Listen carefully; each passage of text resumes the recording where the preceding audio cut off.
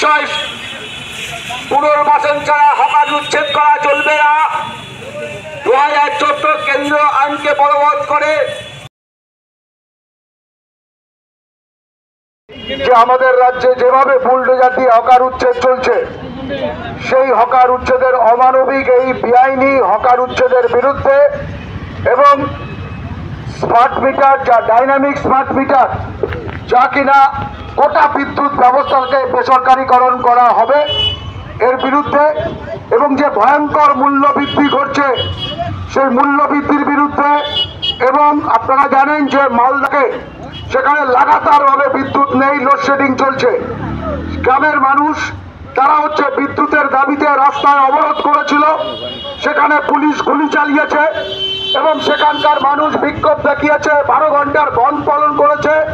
এবং সেখানে সিআইটিউর নেতা কমরেড কামাল শেখ, আমাদের রাজ্য ওয়ার্কিং কমিটির সদস্য, তাকে মিথ্যে মামলা দিয়ে গ্রেপ্তার করেছে। আমরা সারা রাজ্যের আজকে এবং আগামীকাল এই কামাল শেখের মুক্তির দাবিতে আমরা সিআইটিউ রাস্তায় নেমেছি।